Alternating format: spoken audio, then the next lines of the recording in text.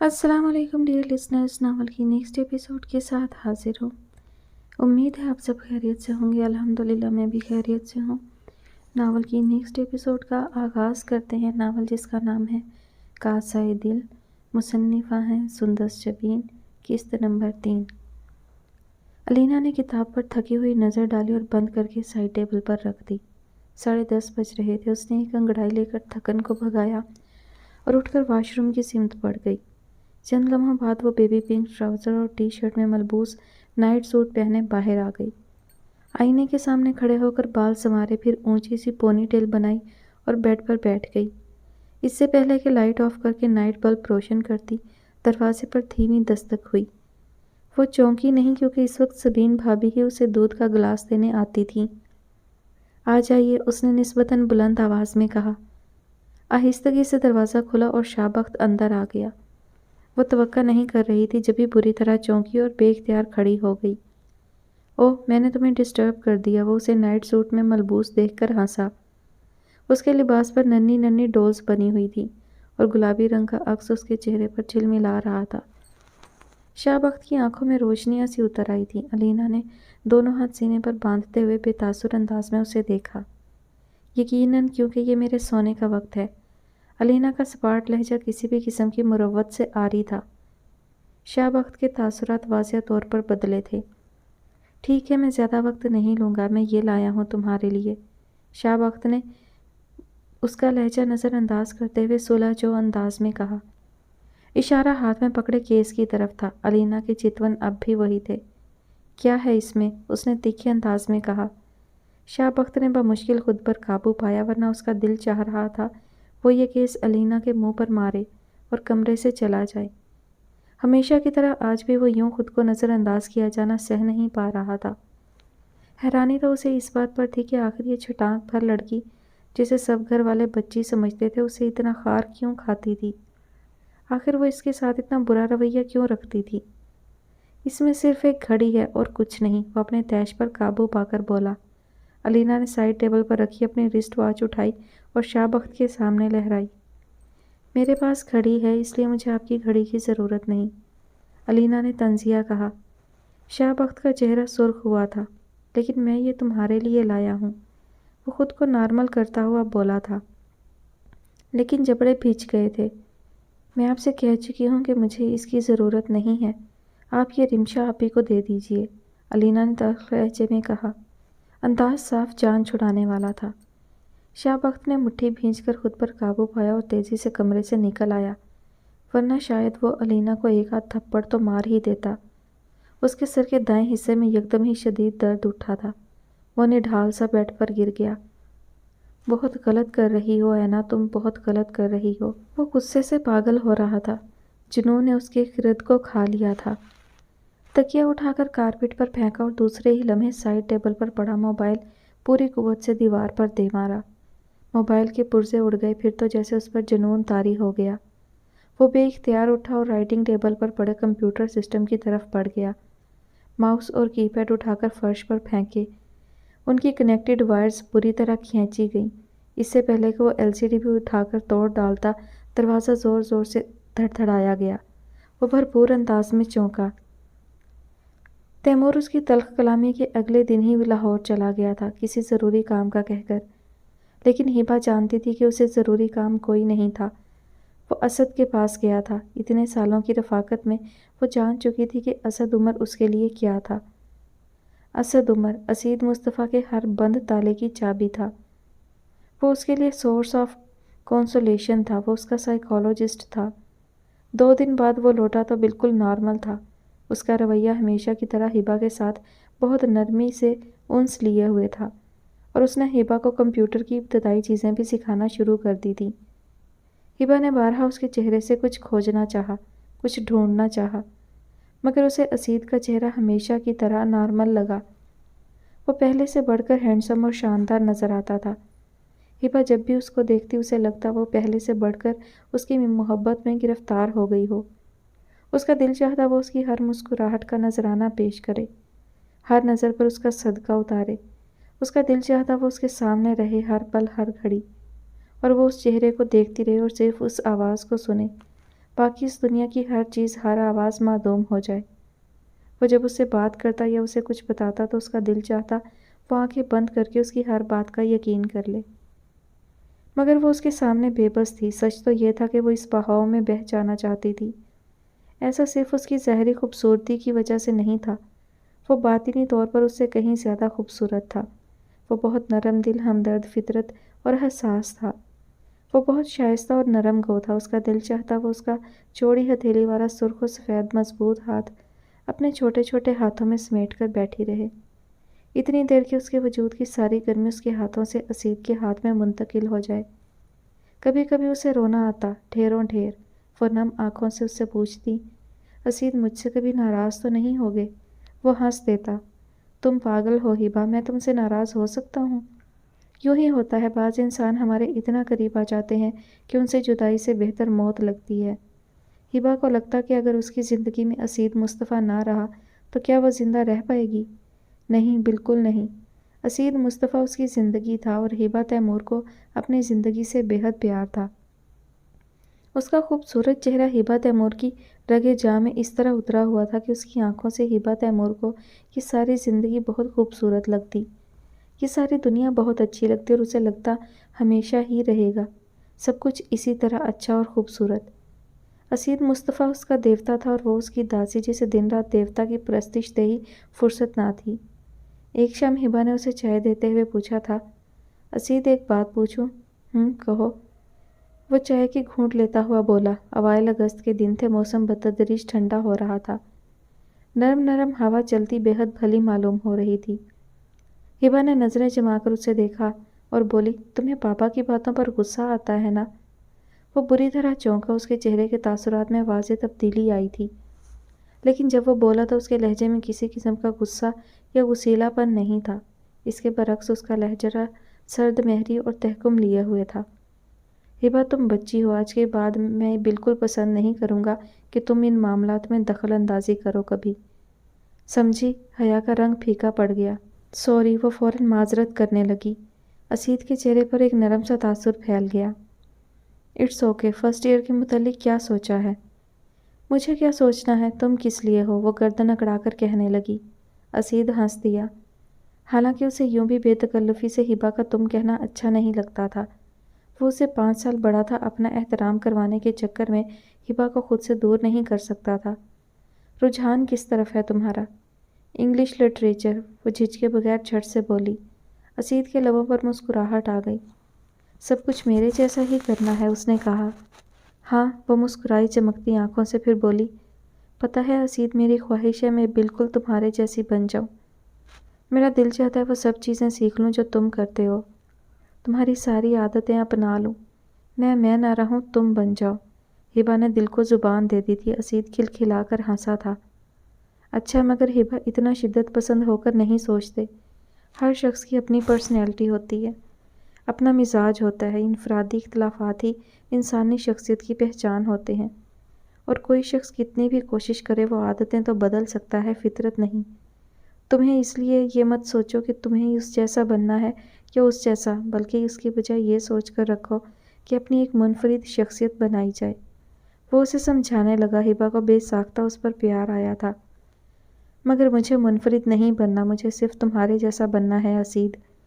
ہبا کے لہجے میں شدتیں در آئی تھیں۔ چند پل کے لیے اسید مصطفیٰ ساکت رہ گیا تھا، پھر سر جھٹک کر مسکرا دیا۔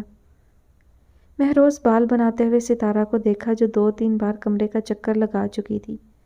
شاید وہ کچھ کہنا چاہتی تھی۔ چوتھی بار وہ بول پڑی، میں نے ناشتہ لگا دیا ہے۔ اس کا لہجہ بالکل سپاٹ تھا، کسی بھی قسم کے تاثر سے عاری۔ مہروز چونکا، گویا آج صلح ہو گئی۔ وہ بے ساختہ آگے بڑھا اور ستارہ کے شانے پر ہاتھ رکھا۔ ستارہ نے آہستگی سے اس کا ہاتھ ہٹا دیا۔ ناشتہ تیار ہے، وہ باہر نکل گئی۔ مہروز خفیف سا ہو گیا۔ آثار اچھے تھے، اگر وہ تھوڑی سی محنت کرتا تو یقیناً اسے ٹریک پر لا سکتا تھا۔ وہ مسکراتا ہوا باہر آ گیا۔ ناشتہ میز پر تیار تھا۔ ستارہ نے کافی دن بعد یہ عنایت کی تھی، ورنہ وہ عموماً تیار ہو کر خود ہی ناشتہ بنا لیتا تھا۔ اس نے ناشتہ کرتے ہوئے سلیب کے ساتھ پشت ٹکائے کھڑی ستارہ کو دیکھا، جو کافی کے سپ لیتی ہوئی کسی غیر مرئی نکتے کو گھور رہی تھی۔ ستارہ، مہروز نے اسے آواز دی۔ ستارہ نے نگاہ کا زاویہ بدلا اور اس کی طرف سوالیہ انداز میں دیکھا۔ آج شام تیار رہنا، باہر چلیں گے۔ مہروز نے مکمل طور پر امن کا جھنڈا لہراتے ہوئے گویا جنگ بندی کا اعلان کیا۔ ستارہ نے بھویں اچکا کر اسے دیکھا اور چبھتے ہوئے لہجے میں کہا، میں کسی کلب، بار یا کیسینو میں نہیں جاؤں گی۔ مہروز بے ساختہ ہنس دیا۔ ٹھیک ہے، ہم کسی اچھے سے ریسٹورانٹ میں کھانا کھائیں گے، اوکے؟ ٹھیک ہے، ستارہ نے آہستگی سے اس بات میں سر ہلا دیا۔ مہروز اسٹوڈیو چلا گیا تو وہ کچن سمیٹنے لگی، اس کے بعد گھر کی ڈسٹنگ کی اور پھر خود فریش ہونے چلی گئی۔ وہ بات لے کر لوٹی تو نظر سیل فون پر پڑی جو نہ جانے کب سے بجے جا رہا تھا۔ اس نے نمبر دیکھا، نوفل کا تھا۔ طویل سانس لے کر وہ بیڈ پر بیٹھ گئی، آہستگی سے یس پریس کیا اور کان سے لگا لیا۔ کیسی ہو تارا؟ وہ اسی بے-تابی اور شدت سے پوچھ رہا تھا۔ آج شام ہم کھانا باہر کھائیں گے اور تم وہاں آ رہے ہو۔ ستارہ نے اس کی بات نظر انداز کر کے حکمی انداز اپنایا۔ کیوں؟ وہ حیران ہوا۔ مجھ سے ملنے، وہ دو ٹوک انداز میں بولی۔ کیا یہ ضروری ہے؟ بالکل ضروری ہے۔ کیا یہ جاننا ضروری نہیں ہے نوفل؟ اس نے تیزی سے پوچھا۔ نہیں، یہ ضروری نہیں ہے۔ یہ ہے، میں اس شخص کو دیکھنا چاہتی ہوں جسے میں نے پچھلے 1 ماہ سے پاگل کیا ہوا ہے۔ ستارہ نے تیز لہجے میں کہتے اس کے الفاظ لوٹائے تھے۔ چند لمحے پر اسرار خاموشی چھائی رہی۔ یہ ممکن نہیں ہے، نوفل نے دو ٹوک انداز میں کہا۔ کیوں؟ مجھے دیکھنے سے کیا ہوگا؟ وہ رک رک کر بولا۔ کیوں؟ کیا تم بدصورت ہو؟ اگر میں کہوں ہاں تو؟ نوفل کا لہجہ شکستہ تھا، وہ چونکی۔ اچھا، کہیں تم وہ تو نہیں ہو، افریقی نیگرو؟ او گاڈ، مجھے ان سے بہت ڈر لگتا ہے، سچی؟ ستارہ نے مذاق اڑاتے ہوئے کہا۔ دوسری طرف گہری خاموشی چھا گئی۔ نوفل، ہیلو، کدھر ہو؟ وہ چنچلا گئی۔ تم ٹھیک سمجھی ہو تارا، میں افریقی نژاد مسلم ہوں۔ بنیادی طور پر میرا تعلق جنوبی افریقہ سے ہے، وہ بڑے سکون سے کہہ رہا تھا۔ ستارہ کو لگا اس کی سانس رک گئی ہو۔ اتنی خوبصورت اور پیاری باتیں کرنے والا نوفل صدیق، جس کا لب و لہجہ اور مدھم مگر گمبھیر بھاری آواز کسی کو بھی پاگل بنا سکتی تھی۔ جب وہ ہنستا تو یوں لگتا جیسے جھرنے گنگنا اٹھے ہوں۔ وہ نوفل صدیق افریقی تھا؟ ستارہ کا دماغ سنسنانے لگا۔ تم مذاق کر رہے ہو؟ وہ ناقابل یقین انداز سے فون کو دیکھ کر بولی تھی۔ جہاں تک مجھے یاد ہے میں نے آج تک تم سے مذاق نہیں کیا، وہ ٹھہرے ہوئے انداز میں کہنے لگا۔ ستارہ کے دماغ میں آندھیاں سی چلنے لگیں۔ اسے اب تک یقین نہیں آیا تھا مگر نوفل کا اتنا حتمی لہجہ اسے یقین کرنا پڑا۔ وہ کچھ کہنا چاہتی تھی مگر دوسری طرف سے فون بند کیا جا چکا تھا۔ اسے یک لخت احساس ہوا اس کی ٹانگیں لرز رہی تھیں۔ کیا اسے اتنا زبردست شوق لگا تھا؟ اسے خود پر حیرت ہوئی، اسے کھڑے رہنا مشکل ہو رہا تھا۔ وہ بے اختیار گھٹنوں کے بل گر پڑی۔ کیا میں اتنی حسن پرست ہوں؟ مجھے اتنا شوق کیوں لگا ہے؟ کیا یہ بات اہم نہیں ہے کہ وہ باطنی طور پر اتنا خوبصورت ہے؟ اور اگر وہ ظاہری طور پر مہروز جیسا ہوتا، ٹھیک ٹھاک، اور باطنی طور پر بھی اس جیسا ہوتا، غلیظ اور گندا، تب میں کیا کرتی؟ کہ ظاہری خوبصورتی میرے لیے اہمیت رکھتی ہے؟ وہ خود سے سوال پر سوال کر رہی تھی اور جیسے جیسے جواب اس کے سامنے آ رہے تھے وہ بتدریج پرسکون ہوتی جا رہی تھی۔ کیا میں بھول جاؤں تمہاری مدد، تمہارا دیا گیا حوصلہ، تمہاری ہمدردی، تمہارا حساس دل؟ کیسے بھول جاؤں میں؟ تم ان سفید رنگوں اور کالے دل والے لوگوں سے 1000 گنا بہتر ہو نوفل۔ تم اس دنیا کے سب سے پیارے انسان ہو۔ وہ سوچتی جا رہی تھی۔ ابتدائی جھٹکے کے بعد حیرت کی وہ شدت بھی ختم ہو چکی تھی۔ یقیناً اس کے سیاہ فام ہونے کی وجہ سے ہی اسے کہیں جاب نہیں ملتی تھی، ورنہ اس نے ستارہ کو بتایا تھا کہ وہ اچھا خاصا پڑھا ہوا تھا۔ شاید غربت اور بھوک کی مجبوری ہی تھی کہ وہ کسی ورکشاپ پر مزدوری کرتا تھا۔ ستارہ کے نازک دل میں نوفل صدیق کے لیے ہمدردی کا سمندر ٹھاٹھے مار رہا تھا۔ اس نے سیل فون اٹھایا اور مختصر سا ٹیکسٹ لکھ کر بھیجا، "I want to meet you"۔ فوراً فون پر نوفل کا نمبر جگمگا اٹھا۔ اس نے کال ریسیو کی۔ تم نے فون بند کر دیا، کیوں؟ وہ مسکراتے ہوئے کہہ رہی تھی۔ دوسری طرف معمول کی خاموشی تھی۔ اوفو، نوفل، خاموشی کے اتنے لمبے وقفے نہ دیا کرو۔ وہ جھنجھلا ہی تو گئی تھی۔ تمہیں کوئی فرق نہیں پڑتا تارا؟ اس کی شکست خوردہ مگر ٹوٹی ہوئی آواز میں کہا۔ کس بات کا؟ انجان مت بنو نوفل، مجھے اتنا سطحی سمجھتے ہو؟ وہ رنجیدگی سے پوچھ رہی تھی۔ نہیں تارا، باخدا نہیں، میں تو بس… چھوڑو جانے دو، وہ یکدم بات بدل گیا۔ کیا نوفل، بتاؤ نا۔ لڑکیاں مجھے پسند نہیں کرتی تارا، بتاؤ کیا انسان کی شکل ہی سب کچھ ہوتی ہے؟ کوئی روح کیوں نہیں دیکھتا؟ کیوں دل کو نہیں دیکھتا؟ بڑے کاٹدار سوالات تھے، وہ خاموش رہی۔ مجھے ان سب کا نہیں پتا نوفل، میری زندگی میں آنے والے سب سے پیارے انسان ہو، اس سے زیادہ کیا کہوں؟ ستارہ نے بڑے مضبوط اور مستحکم لہجے میں کہا تھا۔ تم سچ کہہ رہی ہو تارا؟ وہ بے یقینی سے کہتے کہتے رک گیا۔ کیا؟ چلو چھوڑو، ابھی اس بات کا وقت نہیں آیا۔ وہ بات ہی ختم کر گیا۔ وہ چند لمحے خاموشی سے دیوار کو گھورتی رہی۔ پھر شام کا کیا پروگرام ہے؟ وہ عام سے انداز میں پوچھنے لگی۔ ہاں دیکھتا ہوں، پھر میسج کر دوں گا، وہ بھی سنبھلے ہوئے لہجے میں کہنے لگا۔ Okay bye. ستارہ نے فون بند کر کے سائڈ پر پھینکا۔ چند لمحے اسٹیل بیٹھی رہی۔ شوق کی کیفیت تو ختم ہو چکی تھی، مگر جھٹکا بدستور سخت تھا۔ اس نے سر ہاتھوں پر گرا لیا۔ کیا میرا ظرف اتنا چھوٹا ہے؟ نہیں، مجھے فرق نہیں پڑتا۔ اس نے سر جھٹکا۔ اس کے ساتھ ہی آنکھوں کے سامنے لمبا چوڑا مضبوط جسم کا حامل سیاہ فام اپنے موٹے موٹے ہونٹوں اور چمکتے دانتوں کے ساتھ مسکرا رہا تھا، اور جس کی اسکن ہیڈ نے اسے دہشت زدہ کر دیا تھا۔ وہ جھٹکا کھا کر بیدار ہوئی۔ شاید وہ بیٹھے بیٹھے خواب دیکھ رہی تھی۔ اف، اس نے اپنے دھڑکتے دل پر ہاتھ رکھا۔ یہ کس امتحان میں ڈال دیا تم نے مجھے نوفل؟ اس نے بھیگی آنکھیں رگڑتے ہوئے پوچھا۔ جی چاہ رہا تھا ابھی شام ہو جائے اور وہ اس کے روبرو ہو۔ دستک کی آواز بے حد تیز تھی۔ شاہ بخت نے چونک کر دروازے کی سمت دیکھا اور بلند آواز سے بولا، کون ہے؟ میں ہوں عباس۔ کیا بات ہے بخت، یہ شور کیسا ہے؟ عباس کی آواز سے پریشانی چھلک رہی تھی۔ کچھ نہیں ہوا مجھے، اس نے تیزی سے کہتے ہوئے ہاتھ آئے واز کو پوری قوت سے دیوار پر مارا۔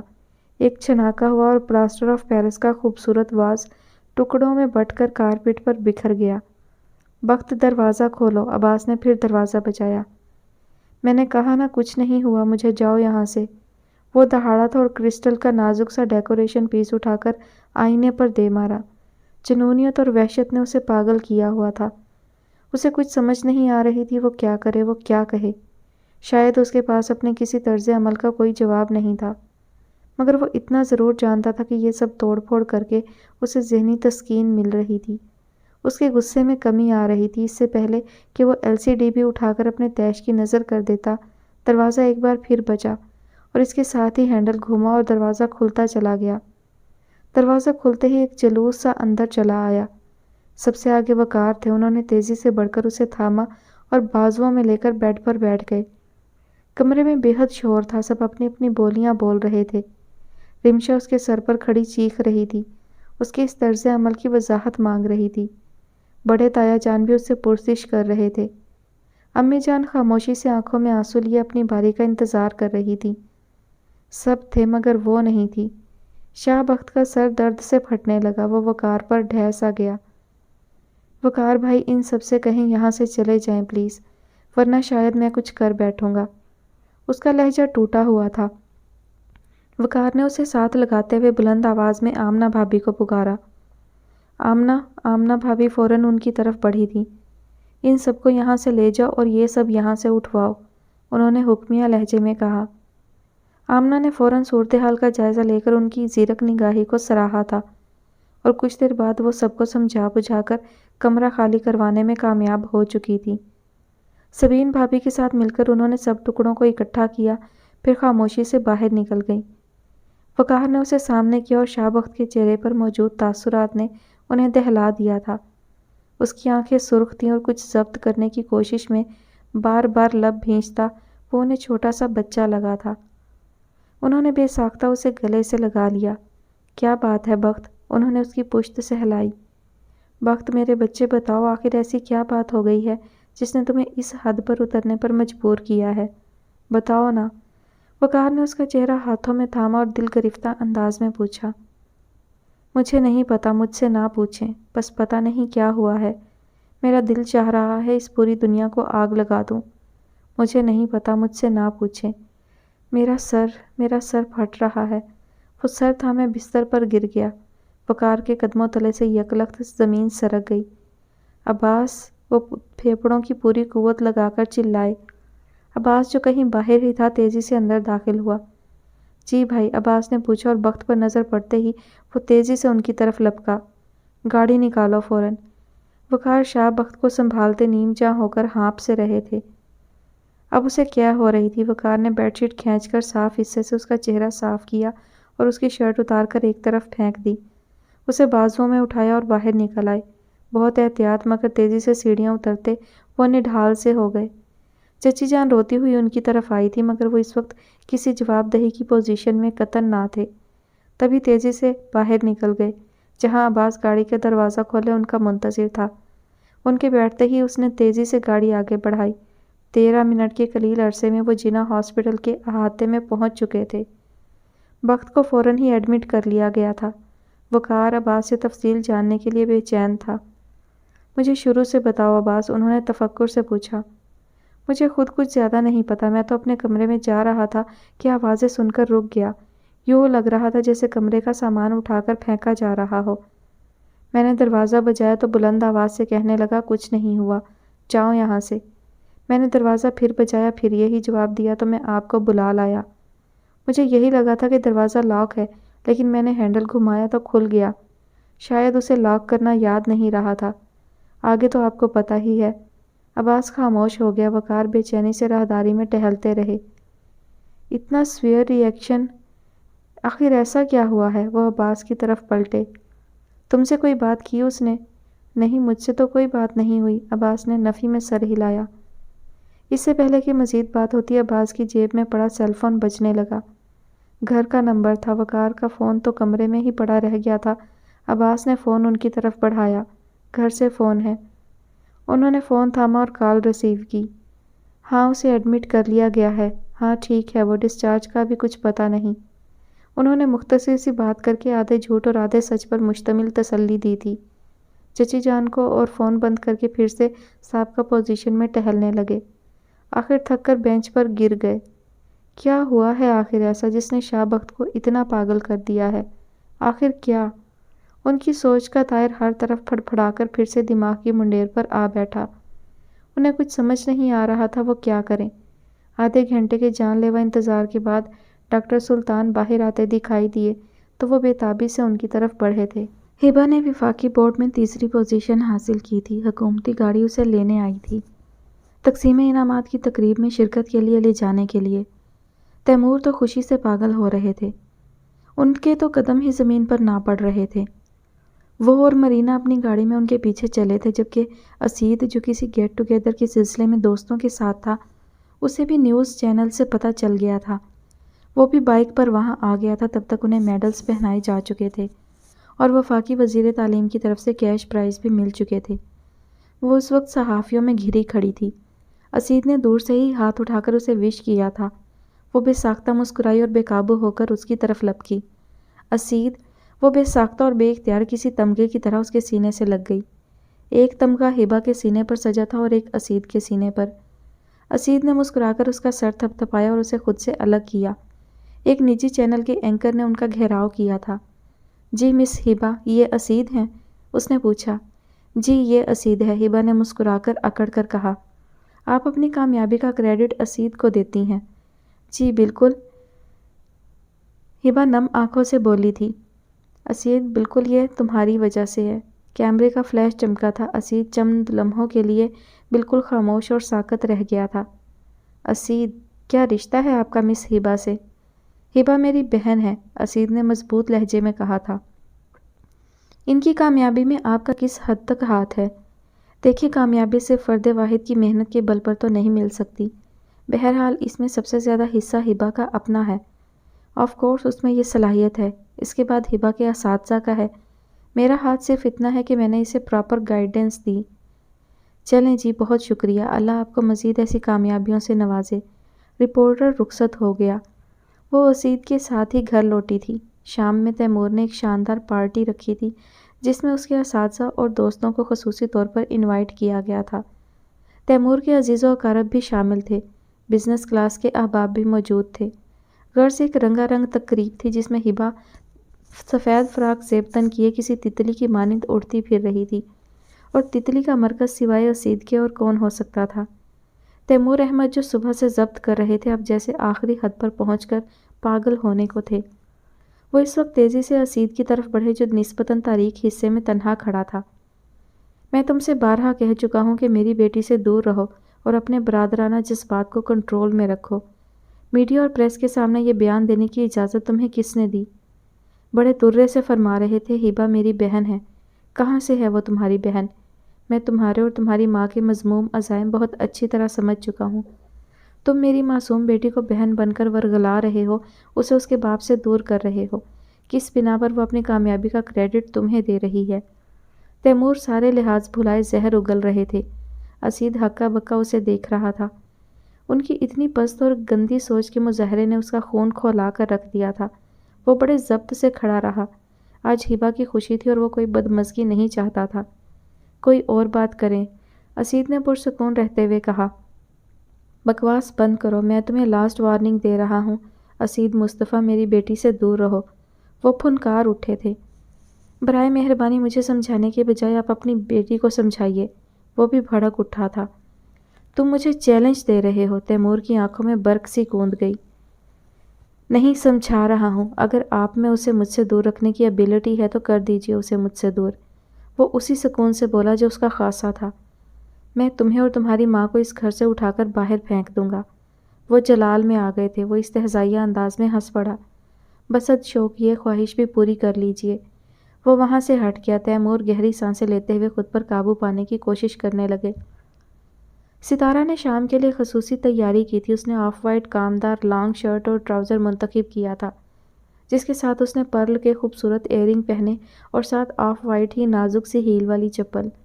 میک اپ کے نام پر صرف ہلکی پنک لپسٹک لگا لی، البتہ بال اس نے جوڑے کی شکل میں باندھ لیے تھے۔ وہ جانتی تھی وہ غلط کر رہی تھی، وہ جانتی تھی اس کا انجام کچھ اچھا نہ تھا، مگر وہ مجبور تھی۔ وہ کوئی چور دروازہ ڈھونڈ رہی تھی اور وہ اسے نوفل صدیق کی شکل میں مل گیا۔ شاید اس کے اندر سے احساس گناہ مٹ گیا تھا۔ ایک نامحرم کے لیے اتنا سج سنور کے جانا اسے قطعی غلط نہیں لگ رہا تھا۔ وہ خود کو یکسر کم عمر سویٹ 16 ایج کی لڑکی سمجھ رہی تھی جو پہلی بار اپنے محبوب کو ملنے جاتی ہو۔ اسے اپنے اندر ویسی ہی سنسنی اور تجسس محسوس ہو رہا تھا۔ ریسٹورانٹ کا نام وہ پہلے ہی مہروز سے پوچھ کر نوفل کو بتا چکی تھی۔ گاڑی میں بیٹھتے ہوئے اس نے نوفل کو ٹیکسٹ کیا تھا، آئی ایم کمنگ۔ ہمیشہ کی طرح فوراً ہی فون جاگ اٹھا۔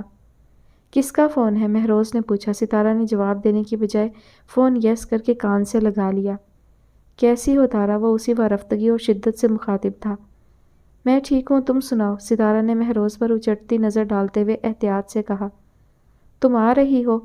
ہاں، اور تم؟ ستارہ نے کہا۔ میں پوری کوشش کروں گا آنے کی، تم آخری لمحوں تک میرا انتظار کرنا، اوکے؟ اوکے۔ ستارہ نے فون بند کر دیا اور ساتھ ہی ریسیوڈ کالز میں سے نمبر ڈیلیٹ کر دیا۔ مہروز اس ساری گفتگو سے یہ اخذ کرنے میں ناکام رہا تھا کہ مبادا دوسری طرف مرد تھا یا کوئی عورت۔ کون تھا؟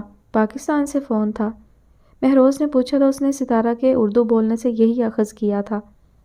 ہاں، ایک دوست تھی، حال چال پوچھ رہی تھی، ستارہ سرسری انداز میں کہتے ہوئے بے نیازی سے باہر کے مناظر میں گم ہو گئی۔ اس کے انداز پر مہروز بس اپنی برداشت کا امتحان لے کر رہ گیا۔ ریسٹورانٹ پہنچ کر ستارہ نے چاروں طرف نگاہ دوڑائی تھی مگر بے سود۔ وہاں تو ایک بھی سیاہ فام نظر نہیں آ رہا تھا۔ ستارہ نے قصداً ایسی ٹیبل کا انتخاب کیا تھا جہاں سے داخلی دروازے پر نظر رکھی جا سکے۔ ظاہر ہے اگر نوفل آتا تو وہ داخلی دروازے سے ہی اندر داخل ہوتا اور یوں وہ فوراً اسے پہچان لیتی۔ مینیو کارڈ سے اپنی پسند کے ڈشز لکھوانے تک وہ کتنی ہی بار پہلو بدل چکی تھی۔ کھانا لگنے سے پہلے مہروز اٹھ کر واش روم گیا تو ستارہ نے موقع غنیمت جان کر تیزی سے اسے ٹیکسٹ بھیجا، کہاں ہو؟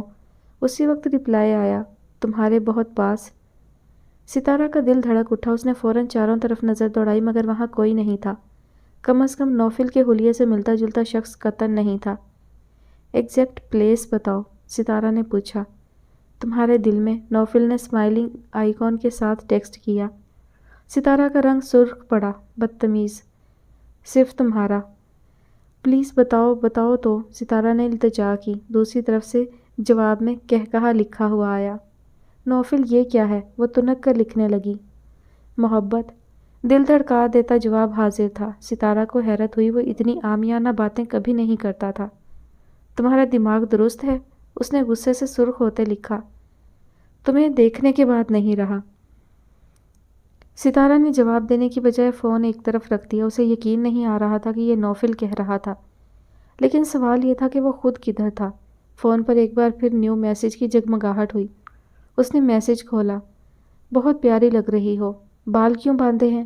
آف وائٹ رنگ تم پہ بہت سج رہا ہے، اور یہ لباس بھی۔ ستارہ کی سانس رک گئی۔ وہ یہیں کہیں تھا، بہت قریب، وہ اسے دیکھ رہا تھا۔ وہ ہل نہیں سکی۔ اس نے نہایت احتیاط سے چاروں طرف نظر دوڑائی، مگر وہ نہیں تھا۔ اسی وقت مہروز آ گیا۔ ستارہ نے فون ہینڈ بیگ میں ڈال لیا تھا۔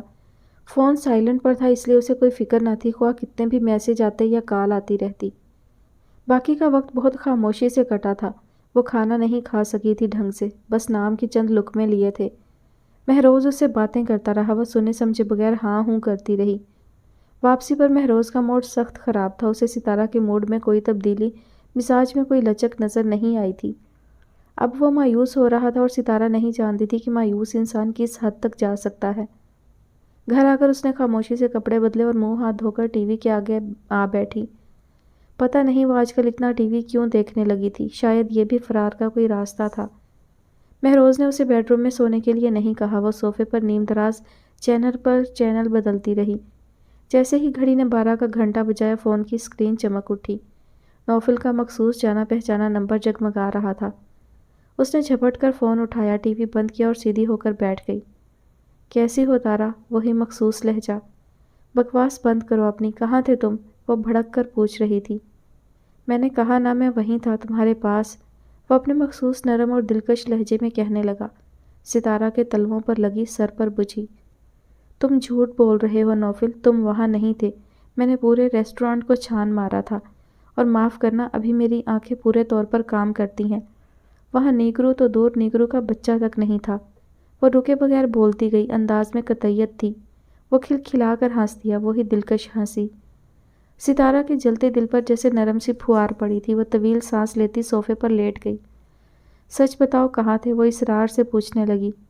تم اچھی طرح جانتی ہو تارا، ایک 5 اسٹار ریسٹورانٹ میں ڈنر کرنے کی میری اوقات نہیں ہے، اس لیے میں باہر تھا، پارکنگ کے پاس۔ وہ سنجیدگی سے کہہ رہا تھا، انداز میں رقت تھی۔ ستارہ لمحوں میں ٹھنڈی پڑی تھی۔ سوری، میں بھول گئی تھی، وہ خفیف سی شرمندگی سے بولی۔ اوکے، پر یہ بتاؤ تم مجھے نظر کیوں نہیں آئے؟ میں ہر طرف ڈھونڈتی رہی۔ تم اپنی آنکھیں ٹیسٹ کراؤ، میں وہیں تھا۔ نوفل نے مذاق اڑایا۔ وہ کچھ خفت زدہ ہوئی۔ جی نہیں، میں نے دیکھا تھا، وہ زور دے کر بولی۔ چلو چھوڑو، یہ بتاؤ مہروز سے مزید کوئی بات تو نہیں ہوئی؟ نہیں، وہ خاموش ہو گئی۔ اچھا، پھر بات کریں گے۔ ستارہ نے سلگتی آنکھوں کو رگڑا اور فون رکھ دیا۔ ڈاکٹر سلطان نے وقار کو دیکھا اور اپنے ساتھ آنے کا اشارہ کیا۔ عباس بھی ساتھ ہو لیا۔ ڈاکٹر سلطان کے کمرے میں آ کر وہ چیئرز پر بیٹھے تھے، جبکہ ڈاکٹر سلطان نے ہاتھوں سے گلوز اتار کر سائڈ پر رکھے اور پانی پینے لگے۔ وقار نے بے چینی سے پہلو بدلا۔ مسٹر وقار، انہوں نے وقار کے چہرے کو فوکس کیا۔ وقار نے سوالیہ نظروں سے انہیں دیکھا۔ انہوں نے سامنے پڑی فائل کھول لی تھی۔ یہ آدھے سر کا درد، مائیگرین کا معمولی سا اٹیک، فوڈ پوائزن اور بی پی شوٹ۔ انہوں نے شاہ بخت کی کنڈیشن بتائی۔ 2 ماہ میں مائیگرین کا دوسرا اٹیک، زیادہ پریشانی کی بات نہیں، ہو جاتا ہے، لیکن ان تینوں ڈیزیز کا ایک ہی وقت میں پیشنٹ پر اٹیک حیران کن ہے۔ میں نے اپنی لائف ہسٹری میں ایسا پیشنٹ اور ایسی ہیٹرک نہیں دیکھی۔ میں نے آپ کو پہلے بھی انفارم کیا تھا مسٹر وقار، ایسے مریضوں کی سب سے بڑی پرابلم ان کی حساسیت ہوتی ہے۔ ان کی حد سے بڑھی ہوئی سینسٹیویٹی ہی ان کا سب سے بڑا عذاب ہے۔ یہ لوگ ہر چیز کو ایکسٹریم پوائنٹ پر جا کر دیکھتے ہیں اور سوچتے ہیں۔ شاہ بخت کی موجودہ کنڈیشن کچھ اس طرح سے کہ سب سے پہلے اس نے کسی بات کو، کسی انسیڈنٹ کو بہت شدت اور گہرائی سے محسوس کیا ہے۔ مائیگرین ہو سکتا ہے اسے صبح سے محسوس ہو رہا ہو، یا یہ بھی ہو سکتا ہے کہ سہ پہر کو شروع ہوا ہو۔ خیر، یہ اتنا ہلکا تھا کہ شاہ بخت نے اس سے تکلیف محسوس نہ کی، یا شاید وہ اسے اگنور کرتا رہا، تا وقت یہ کہ وہ بات یا وہ واقعہ وقوع پذیر ہو گیا اور درد یکدم بڑھ گیا، اور وہ واقعہ اتنا تکلیف دہ اور ہارٹ سٹرچنگ تھا کہ اس کا بی پی شوٹ کر گیا اور اس کے ساتھ ہی فوڈ پوائزن۔ میرا سوال یہ ہے مسٹر وقار، انہوں نے میز پر ہاتھ رکھے اور دھیرے سے آگے جھکے، کیا آپ کی فیملی میں کوئی کرائسس چل رہا ہے؟ وقار نے چونک کر انہیں دیکھا اور پھر عباس کو۔ نہیں، ایسی تو کوئی بات نہیں۔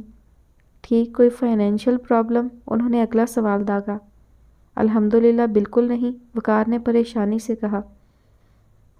کوئی کریئر کا پریشر؟ انہوں نے پرسوچ انداز میں کہا۔ جی نہیں ڈاکٹر، وہ اپنی مرضی اور خوشی سے MBA کر رہا ہے، اس پر کسی قسم کا کوئی دباؤ نہیں، اس بار عباس نے جواب دیا۔ کسی قسم کا کوئی جھگڑا حال ہی میں ہوا ہو اس کنڈیشن سے پہلے؟ جی نہیں، ہمارے گھر کا ماحول بالکل ایسا نہیں ہے، وقار نے کچھ برا مان کر کہا۔ ٹھیک ہے، کسی لڑکی کا معاملہ تو نہیں ہے؟ کوئی لو کا چکر؟ ڈاکٹر سلطان نے آخری سوال کیا۔ وقار اور عباس نے بیک وقت چونک کر ایک دوسرے کو دیکھا۔ یہ واحد سوال تھا جب وقار کو عباس کی طرف دیکھنا پڑا، مگر وہ پھر محتاط ہو کر بولے تھے، مجھے تو نہیں لگتا کہ ایسی کوئی بات ہے۔ تمہیں لگتا ہے عباس کہ ایسا کچھ ہو سکتا ہے؟ انہوں نے عباس سے پوچھا۔ نہیں، ایسی تو کوئی بات نہیں، عباس نے پورے یقین سے کہا۔ شیور؟ ڈاکٹر سلطان نے کچھ الجھ کر دونوں کا چہرہ دیکھا۔ دیکھیے مسٹر وقار، انہوں نے ایک بار پھر وقار کا چہرہ فوکس کیا۔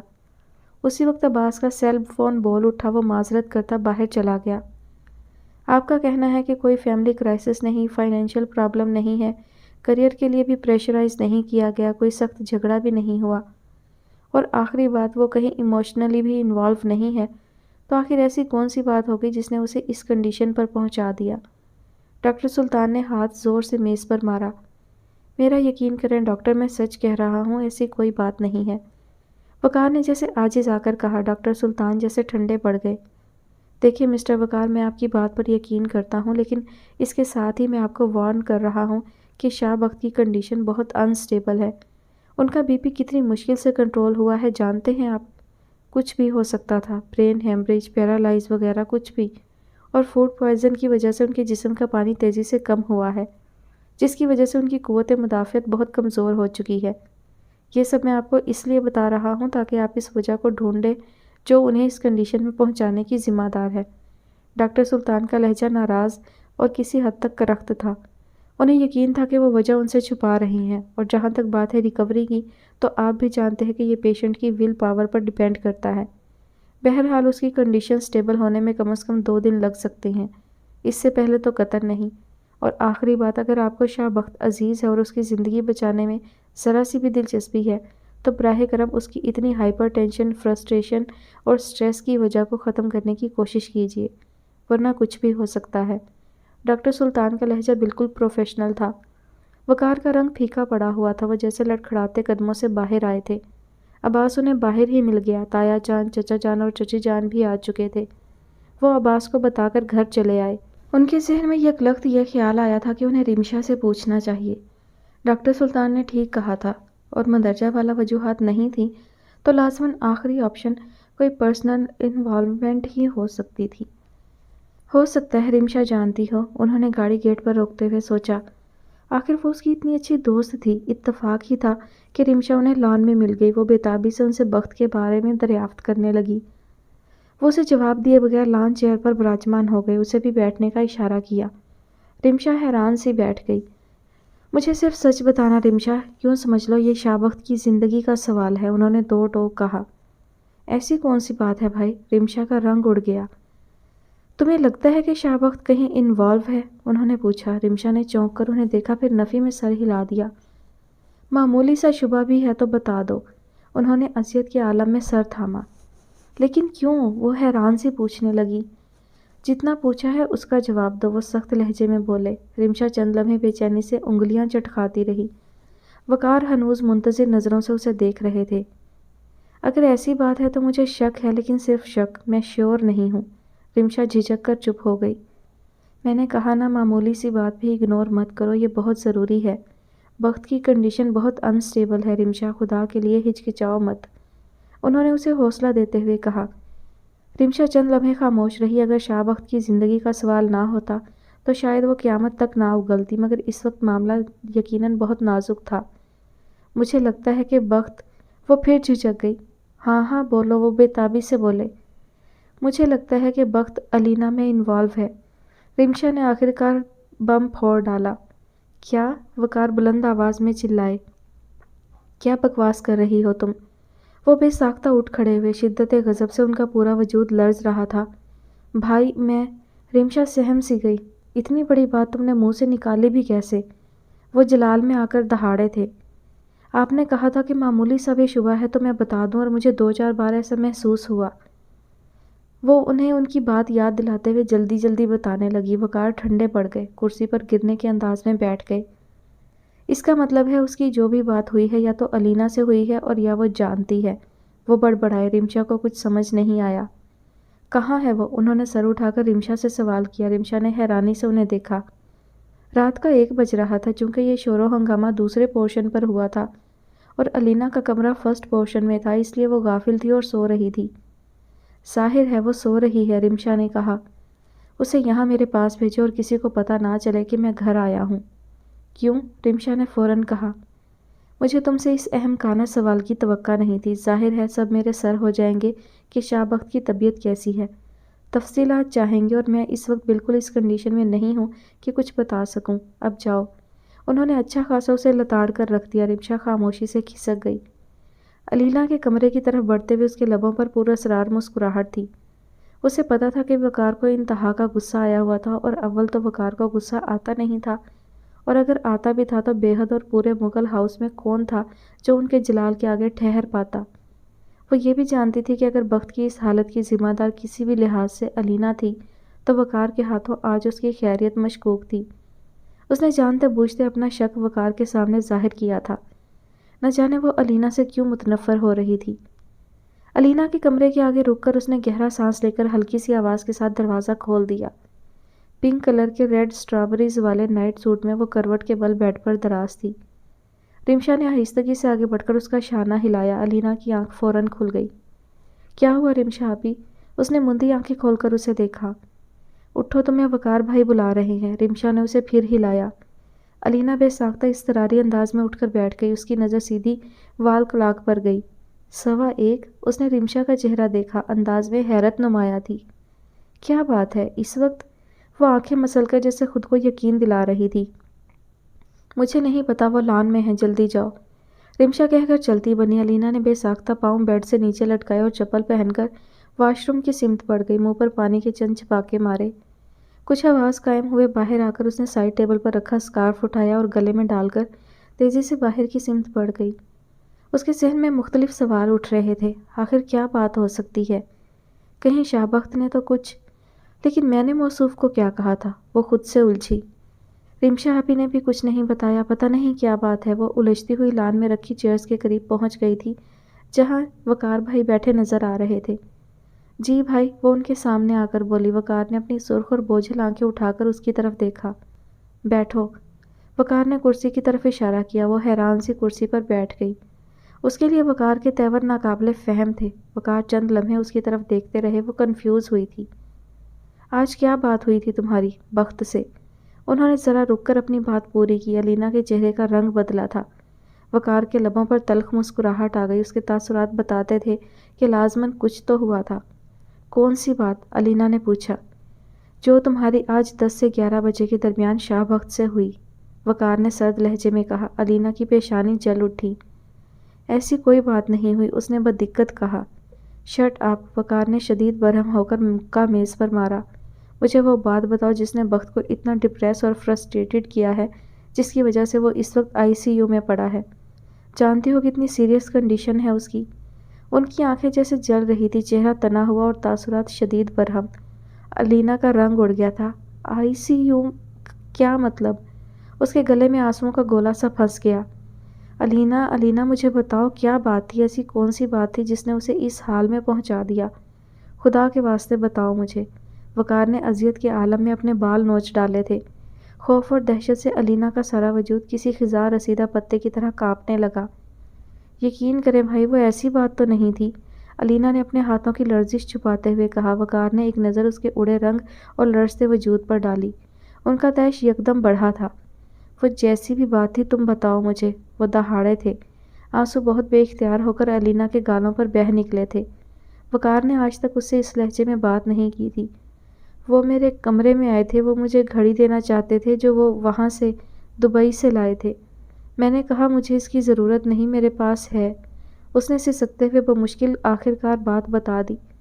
وقار کو شدت سے اپنے بیوقوف بنائے جانے کا احساس ہوا۔ بھلا یہ کون سی ایسی بات تھی جس پر وہ اتنی ٹینشن لے لیتا؟ انہوں نے بے یقین نظروں سے علینا کو دیکھا۔ صرف یہی بات تھی؟ انہوں نے جیسے علینا سے تصدیق کرنا چاہی۔ جی صرف یہی بات تھی۔ وہ ہاتھ کی پشت سے اپنے گال صاف کر رہی تھی۔ صرف یہ بات تھی تو آخر اس کو ہوا کیا؟ وہ پھر سے غصے میں آ گئے۔ میرا یقین کریں بھائی، میں جھوٹ نہیں بول رہی، وہ گھبرا کے وضاحت دینے لگی۔ وقار خاموش ہو کر چند لمحے اس کی طرف دیکھتے رہے۔ بھائی انہیں ہوا کیا ہے؟ علینا نے ڈرتے ڈرتے پوچھا۔ مائیگرین کا attack, shoot B P, doctors کہتے ہیں اس نے کسی بات کی ٹینشن لی ہے۔ انہوں نے خاموش ہو کر ایک بار پھر بغور علینا کا چہرہ کھوجا، جیسے کچھ اخذ کرنا چاہتے ہو، مگر اس کے تاثرات ہنوز وہی تھے۔ وہ کرسی سے کھڑے ہو گئے۔ ٹھیک ہے تم جاؤ۔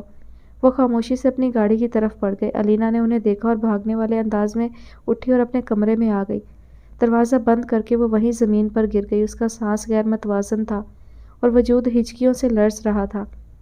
میرے اللہ، میں نے یہ کب چاہا تھا؟ میں نے ایسا نہیں سوچا تھا۔ وہ خود کلامی کرتے ہوئے پھوٹ پھوٹ کر رو رہی تھی۔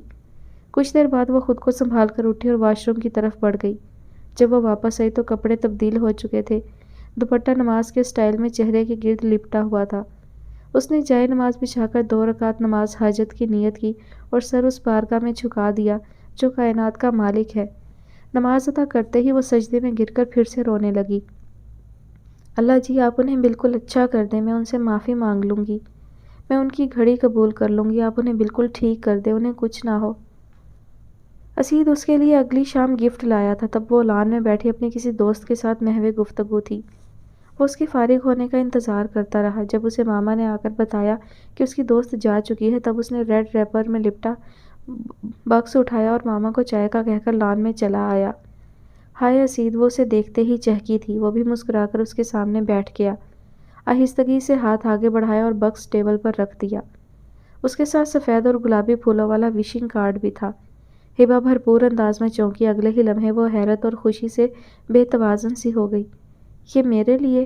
اس نے گلنار ہوتے ہوئے تصدیق چاہی۔ اسید اس کی ایکسائٹمنٹ دیکھ کر ہنس دیا۔ ہاں تمہارے لیے۔ ہبا نے تیزی سے ہاتھ بڑھا کر دونوں چیزیں اٹھا لیں، باکس گود میں رکھا اور کارڈ کھول لیا۔ Dear Hiba, on your success I wish you that may God give you a life full of happiness, joy and respect. وہ خوشی سے کھلی جا رہی تھی۔ پھر اس نے بے تابی سے ڈبہ کھولا۔ سرخ رنگ کے چھوٹے سے کیس میں گولڈ کی ننھی ننھی بالیاں جگمگا رہی تھیں۔ او اسید شکریہ، بہت پیاری ہیں یہ، وہ کھلکھلا کر ہنستے ہوئے کہہ رہی تھی۔ پھر اس نے بالیاں ہاتھ میں لیں اور پہننے لگیں۔ اسید ایک بار پھر ہنس دیا اس کی عجلت پر۔ بالیاں پہننے کے بعد اس نے اسید کی طرف دیکھا۔ اس کی نظروں کا مفہوم سمجھ کر اسید نے تعریفی انداز میں سر ہلایا اور مسکرا دیا۔ بہت اچھی لگ رہی ہیں۔ وہ بے ساختہ اپنی چیئر سے اٹھی اور آگے بڑھ کر بیٹھے ہوئے اسید سے لپٹ گئی۔ I love you so much Usaid, thank you. Usaid کے مسکراتے لب یک لخت بھیج گئے تھے۔ اسے شدت سے تیمور کی وارننگ یاد آئی۔ اس نے آہستگی سے ہبا کو خود سے الگ کیا اور اس کا سر سہلایا۔ آئی لو یو ٹو سویٹو۔ اس نے ہبا کا گال تھپ تھپایا۔ وہ کھل کر ہنس دی، پھر فخر سے مسکرائی۔ مجھے پتہ ہے۔ اب وہ اس کے سامنے ٹیبل پر بیٹھ چکی تھی۔ گلابی رنگ کے کڑھائی والے شلوار قمیص کے ساتھ لمبے سے دوپٹے کے ہمراہ وہ اپنے شانوں تک آتے بالوں کو پونی ٹیل کی شکل میں جکڑے بے حد خوش نظر آ رہی تھی۔ اسی وقت مرینا چائے لے کر آ گئی۔ ہبا انہیں اسید کا دیا گفٹ دکھانے لگی۔ میں اچھی لگ رہی ہوں نا ماما؟ وہ لاڈ سے ان کے گلے میں جھول گئی۔ مرینا نے بے ساختہ اس کی پیشانی کو چوما۔ میری بیٹی ہے ہی بہت پیاری۔ بالکل ماما، ہماری ہبا ہے ہی بہت پیاری۔ مجھے تم پر فخر ہے ہبا، اسید نے تفخر سے کہا۔ ہبا کے مسکراتے چہرے اور آنکھوں میں ڈھیروں ستارے اتر آئے تھے۔ بے حد خوشگوار ماحول میں چائے پی گئی۔ وہ تینوں ہنستے مسکراتے ایک کمپلیٹ ہیپی فیملی کا تاثر تھے۔ بہت نارمل انداز میں باتیں کرتے ہوئے اسید اس کو فرسٹ ایئر سے ریلیٹڈ سبجیکٹس اور کالج لائف پر سیر حاصل لیکچر دیتا رہا۔ وہ خاموشی اور تابعداری سے سر ہلاتی رہی۔ اسید کے ذہن میں تیمور کی باتیں بڑی وضاحت سے محفوظ تھیں۔ وہ جانتا تھا کہ ہبا کی اس سے اتنی اٹیچمنٹ تیمور کو قطعی پسند نہ تھی، اور اسے آئندہ یہ دھیان رکھنا تھا کہ وہ دھیرے دھیرے اسے خود سے اتنے غیر محسوس انداز میں الگ کر دے کہ وہ یہ محسوس نہ کر سکے۔ حالانکہ وہ جانتا تھا کہ یہ ناممکن تھا۔ ہبا کی صبح شام اسید کے نام سے ہوتی تھی۔ جب تک وہ پورے دن کے متعلق ایک ایک لفظ اسے نہ بتا دیتی، اسے چین نہیں آتا تھا۔ وہ تو اسید کو اپنی طرف متوجہ کیے بغیر بات نہیں کرتی تھی، تو پھر اس کی ہٹتی اور کم ہوتی توجہ کیسے برداشت کر سکتی تھی؟ فی الوقت اسید سخت الجھا ہوا اور پریشان تھا، اگرچہ اس کا مستقبل میں لاہور سیٹل ہونے کا ارادہ تھا۔ اس نے صرف تیمور سے بچنے کے لیے یہ فرار حاصل کرنا چاہا تھا۔ عنقریب اس کے ماسٹرز پارٹ 1 کے ایگزامز تھے، جن کے بعد اس کا لاہور چلے جانا پاسبل تھا۔ ہمیشہ ایسا ہی ہوتا تھا، وہ صرف 2-3 چھٹیوں کی تلاش میں رہتا اور لاہور بھاگنے کی کرتا۔ لاہور اس کا پیارا شہر، جو اسے کچھ عرصہ پہلے اتنا خاص، اتنا عزیز کبھی نہیں لگا تھا، مگر اب وہ وہاں جانے کے لیے ہمیشہ بے قرار رہتا۔ وہاں اسد تھا، اس کا مسیحا، اس کا دوست، اس کا رہنما اور نفسیاتی تسکین کا سب سے بڑا سامان۔ اور اسید کئی سال پہلے کی طرح ایک بار پھر اس سے اپنا اور ہبا کا تعلق ڈسکس کرنا چاہتا تھا۔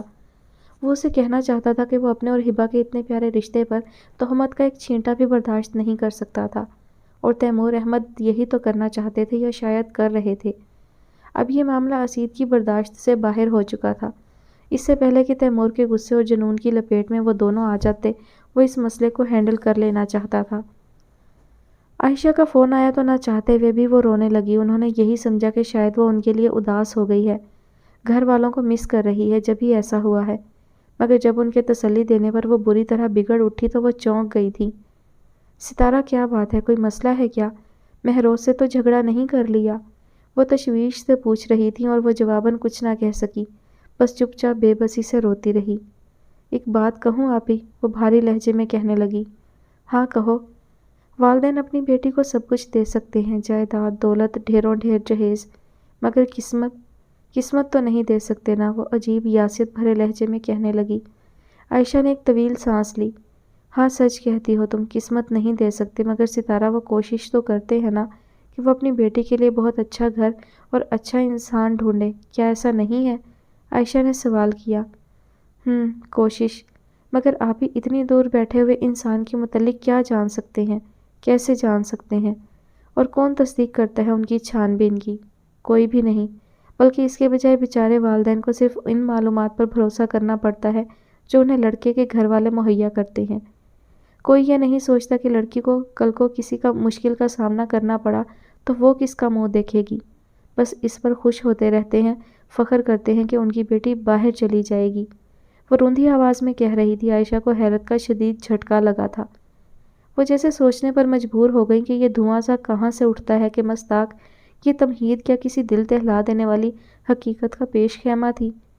ارے نہیں پگلی، قسمت بھی تو کوئی چیز ہے نا کہ نہیں، اور والدین اپنی طرف سے تو یقیناً اچھا ہی کرنے کی کوشش کرتے ہیں۔ عائشہ کا انداز تسلی بھرا تھا۔ اور قسمت ہمیشہ ساتھ دے ضروری تو نہیں، ستارہ نے طنزیہ کہا۔ عائشہ ایک بار پھر چونک گئی۔ یقیناً کچھ نہ کچھ تھا جو کھٹک رہا تھا۔ ستارہ دیکھو کیا بات ہے، مجھے تو بتاؤ، شاید میں کچھ حل نکال سکوں۔ اس طرح پریشان ہونے کا کیا فائدہ؟ چلو شاباش بتاؤ مجھے، انہوں نے پیار سے پچکارا تھا۔ ستارہ نے چور نظروں سے دروازے کی سمت دیکھا۔ مہروز گھر پر ہی تھا، مگر دوسرے کمرے میں بند۔ میں بہت پریشان ہوں آپی، بہت زیادہ، مجھے کچھ سمجھ نہیں آ رہا، میں آپ کو کیسے بتاؤں، وہ بے بسی سے کہتی رو پڑی۔ ایسی کون سی بات ہے؟ وہ ٹھٹک سی گئی۔ مہروز اچھا انسان نہیں ہے آپی، وہ بالکل اچھا نہیں ہے۔ میں آپ کو بتا نہیں سکتی کہ وہ مجھ سے کیا چاہتا ہے، مجھے شرم آ رہی ہے، میں آپ کو کیا بتاؤں کہ وہ شراب پیتا ہے اور اس کے دوسری عورتوں کے ساتھ تعلقات ہیں۔ میں کیا کروں آپی؟ وہ گھٹی گھٹی آواز میں کہتی رونے لگی۔ عائشہ پر تو جیسے سکتہ طاری ہو گیا تھا، کتنی دیر ان سے کچھ بولا ہی نہ گیا۔ تم سچ کہہ رہی ہو ستارہ؟ میرے خدا، مجھے یقین نہیں ہو رہا۔ وہ بے یقینی سے گویا تھی۔ وہ بنا کچھ کہے سسکیاں لیتی رہی۔ یہی سچ ہے آپی، یہی تو سچ ہے، آپ نہیں جانتی میری کیا حالت ہو چکی ہے۔ مجھے راتوں کو نیند نہیں آتی، ہر وقت بس یہی خیال رہتا ہے کہ کوئی ایسا موقع ہو، کچھ ایسا ہو کہ میں یہاں سے بھاگ جاؤں، کہیں بہت دور کسی تاریک کھائی میں گر کر جان دے دوں، اور تب شاید میرا من سکون پا جائے۔ وہ ازحد دلگیر اور دل سوز لہجے میں شکوہ کناں تھی۔ عائشہ کی آنکھوں سے کتنے ہی خاموش آنسو بہہ گئے۔ ان کے پاس تو ستارہ کو دینے کے لیے کوئی جھوٹی تسلی بھی نہیں تھی، مگر ستارہ کے آنسو جیسے ان کی برداشت کا امتحان تھے۔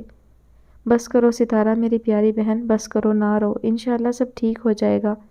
اللہ سے دعا مانگو۔ میں اماں جان سے بات کروں؟ نہیں آپی، بالکل نہیں، ایسا مت کیجیے گا، ہماری اماں تو برداشت ہی نہیں کر پائیں گی۔ ستارہ نے فوراً ٹوکا تھا۔ کیا تمہاری ساس کو پتہ ہے؟ عائشہ کا لہجہ چبھتا ہوا تھا۔ میرا خیال ہے کہ نہیں، اور اگر ہو بھی تو کیا کر سکتی ہیں؟ ستارہ کے لہجے میں مایوسی تھی۔ تم اسے روکنے کی کوشش کرو نا، بیویاں تو شوہروں سے سب منوا لیتی ہیں، تم اپنی محبت سے اس کی عادتیں بدل دو نا، عائشہ نے جوش سے کہا۔ ستارہ کے لبوں پر استہزائیہ مسکراہٹ آ گئی۔ آپ ٹھیک کہتی ہیں آپی، میں اسے بدل لوں گی، بس آپ مجھ سے ایک وعدہ کریں کہ آپ کسی سے کچھ نہیں کہیں گی، پلیز آپی، میں آپ سب کو پریشان نہیں کرنا چاہتی، یہ تو بس آپ کو بھی اس لیے بتا دیا ہے کہ میرے اندر اتنا غبار اکٹھا ہو چکا تھا کہ اگر میں کسی سے شیئر نہ کرتی تو شاید اندر ہی اندر گھل گھل کر ختم ہو جاتی۔ وہ پھر رو دی تھی۔ عائشہ اسے دیر تک تسلیاں اور دلاسے دیتی رہی تھی، مگر اپنے لہجے کی لڑکھڑاہٹ اور کھوکھلے پن کا انہیں خود بھی اندازہ تھا۔ تبھی کچھ دیر بعد فون بند کر دیا تھا۔ ستارہ کال بند ہونے کے بعد بھی کتنی ہی دیر تک گمسم بیٹھی رہی۔ اس نے عائشہ کو غیر ارادی طور پر سب بتا تو دیا تھا، مگر یہ تاحال راز تھا کہ مہروز کی ستارہ سے ڈیمانڈ کیا تھی۔ کل سے نوفل بھی بینکاک گیا ہوا تھا اور اس نے ستارہ کو یہی بتایا تھا کہ وہ اپنے ورک شاپ کے مالک کے ساتھ جا رہا ہے۔ بہت ممکن تھا کہ وہ آج فون نہ کرتا۔ ستارہ کتنی دیر سپاٹ انداز میں بیٹھی سامنے دیوار کو گھورتی رہی، پھر کچن میں چلی گئی۔ وہ چائے بنانا چاہتی تھی، اس کے سر میں ٹینشن اور پریشر کی وجہ سے سخت درد ہو رہا تھا۔ مہروز کا رویہ ہنوز پراسرار پردوں کی لپیٹ میں تھا اور ستارہ کے سامنے ایک بڑا سا سوالیہ نشان منہ کھولے کھڑا تھا۔ کیا کرے گی وہ؟ مہروز کے ساتھ سمجھوتا یا پھر؟ اور اس یا پھر کے بعد ایک تاریک خلا تھا۔ وقار ایک بار پھر ڈاکٹر سلطان کے کمرے میں موجود تھے۔ دن کے 4 بج رہے تھے، سہ پہر ڈھل رہی تھی۔ ہاسپٹل کا مخصوص ماحول، وحشتناک خاموشی اور دوائیوں کی بو، بے جان تاثر لیے ہوئے نرسیں اور ڈاکٹر اور ان کے پیچھے بھاگتے مریضوں کے لواحقین، بڑا روایتی سا منظر تھا۔ عباس نے تھک کر کوریڈور سے ٹیک لگا لی۔ سامنے ہی بینچ پر چچی جان تسبیح کرنے میں مشغول تھیں۔ ان کا سر جھکا ہوا تھا اور آنکھیں آنسوؤں سے بھری ہوئی تھیں۔ شاہ بخت کو ہنوز ٹرینکولائزر کے زیر اثر رکھا گیا تھا۔ تقریباً مغل ہاؤس کے سبھی مکینوں سے دیکھنے ہاسپٹل کا چکر لگا چکے تھے۔ اس وقت ہاسپٹل میں صرف یہی 3 نفوس تھے۔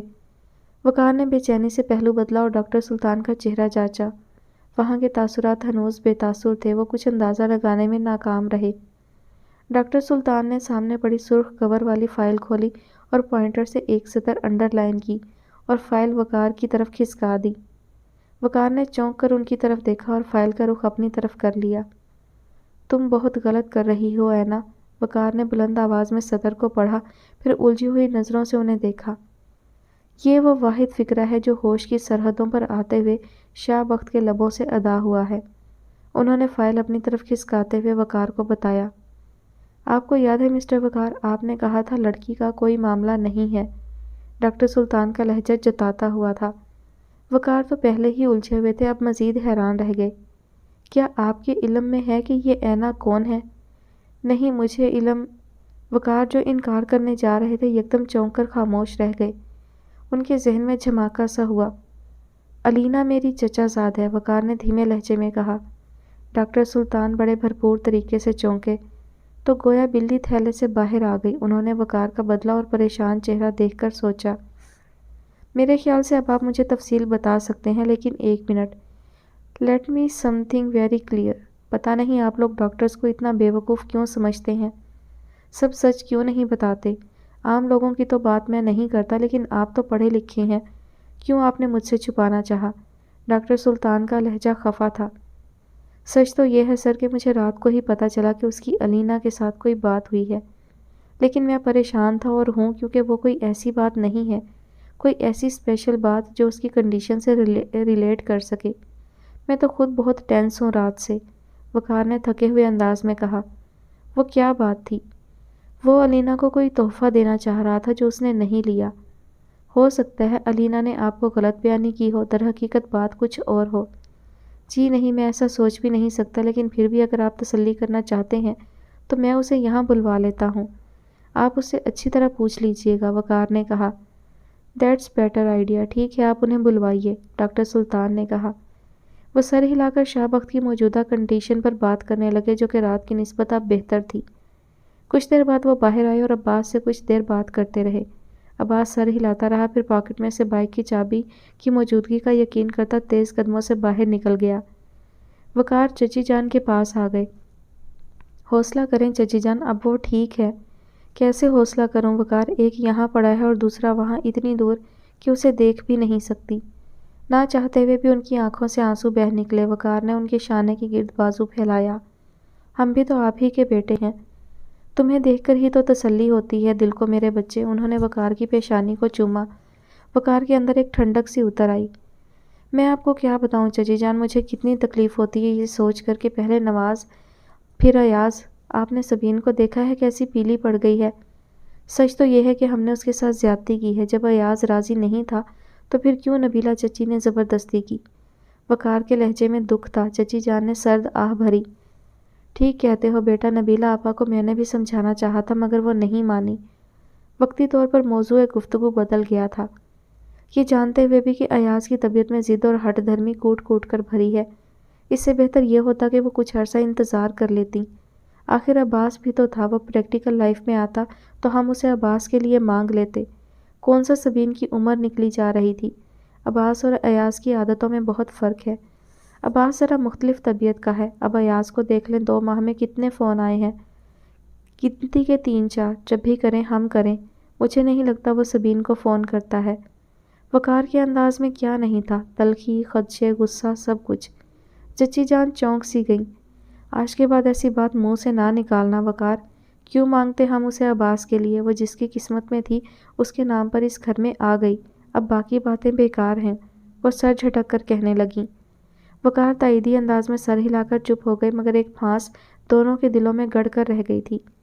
मगर अब कौन बचा था जो ये ना जानता हो कि सबीन कैसी उजाड़ और वीरान जिंदगी बसर कर रही थी। सिंघार के नाम पर एक छल्ला तक ना था उसके हाथों में। कहने को वो 2 माह की ब्याहता थी, मगर ऐसा सादा हुलिया के लगता सालों गुजर गए हों। नबीला चची भी चुप रहती, सिंघार करने को कहती भी तो किस नाम पर। जो शोहर था वो तो इतनी दूर बैठा था। उसी वक्त अब्बास की सूरत कॉरिडोर में नजर आई। उसके पीछे अलीना भी थी। सफ़ेद शलवार सूट और स्याह दुपट्टा सीने पर फैलाए, उसके शानों तक आते बाल की कैचर में जकड़े हुए थे। चेहरे से ही हरासा और परेशान नजर आ रही थी। वकार के करीब आकर उसने सलाम किया। वकार ने जवाबन सर हिलाते हुए उसे साथ आने का इशारा किया। डॉक्टर सुल्तान के कमरे में पहुंचकर वकार ने उसे बैठने का इशारा किया। सर, ये अलीना है, वकार ने कहा। उनकी निगाहों में हैरत उतर आई। उन्होंने बगौर उसका जायज़ा लिया। उसके नकोश में इतनी मासूमियत थी और वो इतनी परेशान लग रही थी कि उन्हें उस पर तरस आया था। बैठे आप। उन्होंने अलीना को इशारा किया और साथ ही वकार को जाने का इशारा किया। वकार खामोशी से बाहर निकल गए। अलीना ने इस तरह अंदाज में उन्हें जाते देखा। अलीना, आप मेरी बेटी जैसी हैं, घबराइए मत। मैं सिर्फ आपसे चंद सवाल पूछूंगा। उन्होंने बहुत सुलझे हुए अंदाज में अलीना को रिलैक्स करना चाहा। अलीना ने बेताबी से होंठ कुचले। कैसी बातें? इतना परेशान होने की ज़रूरत नहीं, वो बस कुछ आम सी बातें हैं आपकी फैमिली के मुतालिक, उन्होंने कहा। दरअसल शाह बख्त का केस शुरू से ही उनकी खसूसी तवज्जो का मरकज़ बन गया था। एक नामालूम सी कशिश थी जो उन्हें शाह बख्त की तरफ खींचती थी। उन्हें इसकी वजह समझ नहीं आती थी। शायद कुछ लोग होते ही इस कदर मकनातीसी शख्सियत के मालिक हैं कि उनसे मिलने वाला हर शख्स उनका असीर होकर रह जाता है। वो चंद माह पहले ही उनके पास लाया गया था, तब उसे आधे सर का पहला अटैक हुआ था, आधे सर के दर्द का। और अब दूसरी मर्तबा वो उसके घर वालों की परेशानी, खौफ और हरासा चेहरे देखकर कुछ ज़्यादा ही दिलचस्पी लेने पर मजबूर हो गए थे। वो हमेशा जिस्मानी इलाज से ज़्यादा ज़हनी इलाज पर जोर देते थे। उनका कहना था कि मामूली से सर दर्द की सूरत में बजाय मेडिसिन लेने की वजह काम की मुसलसल टेंशन, आराम की कमी या कोई ज़हनी दबाव हो, और वजह ख़त्म होने की सूरत में दर्द खुद ब खुद ख़त्म हो जाएगा। इस वक्त भी वो अलीना को देखते ही जान गए थे कि शाह बख्त आखिर क्यों उसके लिए इतना दीवाना हुआ जा रहा था। वो थी ही ऐसी, चमकदार आंखें, लरसते हुए सुर्ख लब जिन्हें वो बार बार भींच रही थी, छोटी सी चाइनीज़ टाइप नाक जो जब्त करते सुर्ख हो चुकी थी, और मोमी हाथ जिन्हें वो बार बार चटखा रही थी और जिनकी कपकपाहट वाज़े तौर पर देखी जा सकती थी। उन्होंने पानी गिलास में डाला और गिलास उसके नज़दीक रख दिया। अलीना ने ममनून निगाहों से उन्हें देखा और गिलास उठाकर एक सांस में खाली कर दिया। वापस रखते हुए दाएं हाथ की पुश्त से लबों को साफ किया। अब उसकी हालत बदतदरीज संभलती हुई नजर आ रही थी। अलीना, जी सर, आपकी अपने घर में सबसे ज़्यादा अटैचमेंट किसके साथ है? उन्होंने सामने रखे राइटिंग पैड पर कुछ लिखते हुए आम से लहजे में सवाल किया। किसी के साथ नहीं। क्यों?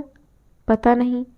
आपका जॉइंट फैमिली सिस्टम है, आपकी कजन्स, भाभियाँ, बहनें, किसी के साथ भी नहीं?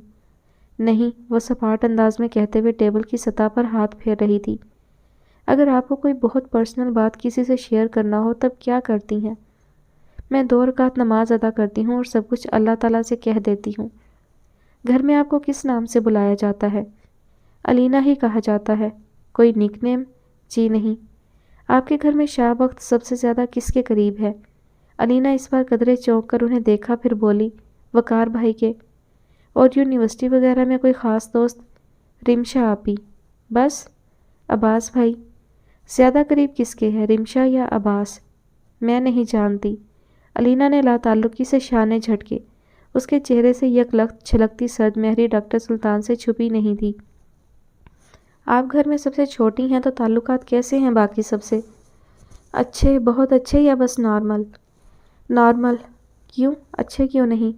क्योंकि मैं घर में सबसे छोटी हूँ। किसी भी महफिल या ट्रीट में मेरी मौजूदगी कतई गैर ज़रूरी है। अलीना के लहजे में तल्खी थी। स्टडीज़ में कैसी हैं आप? बस नॉर्मल। कभी दिल नहीं चाहा पोजीशन लेने को? नहीं, क्या करना है लेकर, जब पास होने और फर्स्ट आने पर एक ही रिएक्शन है तो? वो आम से अंदाज में बोली। शाह बख्त से आपके ताल्लुकात कैसे हैं? वो चौंके बगैर टेबल की सतह को देखती रही, यूँ जैसे उसे इनसे इस सवाल की तवक्का थी। बहुत बुरे। क्यों? आप मुझसे क्या जानना चाहते हैं? अलीना ने चुभते हुए लहजे में पूछा। उस रात की सिचुएशन का पस मंज़र। उन्होंने जारहाना अंदाज इख्तियार किया। अलीना ने झटके से सर उठाकर उन्हें देखा। पस मंज़र? क्या है पस मंज़र? वो सच्चाई जो सिर्फ आप जानती हैं अलीना अहमद। सच? अलीना की आंखों में आंसू आ गए। सच तो ये है कि वो मुझे ट्रैप करना चाहता है। वो बारहा ऐसी हरकतें कर चुका है। और माफ़ कीजिएगा डॉक्टर, मैं कम उम्र और बेवकूफ़ ज़रूर हूँ, लेकिन बहरहाल एक लड़की हूँ जिसकी हिस्सें इस मामले में बहुत शार्प होती हैं। आप जानते हैं वो रिमशा आपी में इन्वॉल्व है। हर वक्त वो दोनों साथ में होते हैं। ऐसे में वो सिर्फ मेरे साथ इसलिए ऐसा कर रहा है क्योंकि वो मुझसे बदला लेना चाहता है। कैसा बदला? वो बुरी तरह चौंके। क्योंकि मैं उसे इग्नोर करती हूँ और यही बात उसकी अना का मसला बन चुकी है। वो हर सूरत मुझे अपने सामने झुकाना चाहता है। वरना आप ही बताइए, वो सिर्फ मेरे लिए वो घड़ी क्यों लाया, जबकि हमा वक्त वो रिमशा आपी के साथ होता है? आखिर वो उनके लिए कुछ क्यों नहीं लाया? मैं क्यों लेती उसका तोहफ़ा? मेरा तो दिल चाह रहा था कि उठाकर उसके मुंह पर मार दूं। अलीना का लहजा इंतहाई बदतमीज़ी और गम और गुस्सा लिए हुए था। इसका सबसे बड़ा सबूत शाह बख्त को तुम बुलाना था। वो बड़े धड़ल्ले से उसे तुम कह रही थी। वो आपको ऐना कहता है? उनका अगला सवाल निहायत चौंकाने वाला था। ये उसका खुद साख्ता नाम है। वो सर झटक कर बोली। आपके घर वाले आपके साथ इस किस्म का रवैया रखते हैं और आपको लगता है कि उसका ज़िम्मेदार शाह बख्त है। जिस तरह मैं घर की सबसे आखिरी बेटी हूँ, इसी तरह वो घर का बेटा है। फ़र्क तो वाज़ेह है, वो बेटा है और मैं बेटी। लेकिन इसके बावजूद सब शाह बख्त को अहमियत देते हैं। क्यों? इस क्यों का जवाब आपको वकार भाई ही दे सकते हैं। अलीना का लहजा अजहद तल्ख था। डॉक्टर सुल्तान ने गहरा सांस लेकर सर कुर्सी की पुश्त से टिका दिया। शाह बख्त का किरदार कैसा है आपके नज़दीक? बड़ा काटदार सवाल था। ठीक है। क्या उसने कभी आपसे बदतमीज़ी करने की कोशिश की? आखिर आप एक ही घर में रहते हैं। अलीना का रंग सुर्ख पड़ा था। उसे यकलख्त लगा जैसे उसके गालों से तपश फूट पड़ी हो। उसकी नज़र बेइख्तियार झुक गई। जी नहीं। क्या आप शाह बख्त को इसलिए इग्नोर करती हैं क्योंकि वो रिमशा में इन्वॉल्व है?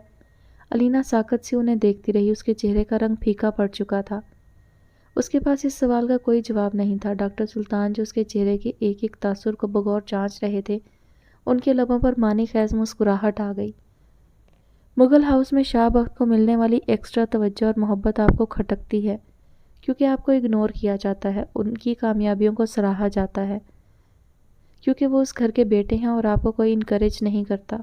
आपको ये बात भी बुरी लगती है कि वो रिमशा के साथ इन्वॉल्व है, इसीलिए आप उसे कतन बर्दाश्त नहीं कर सकती।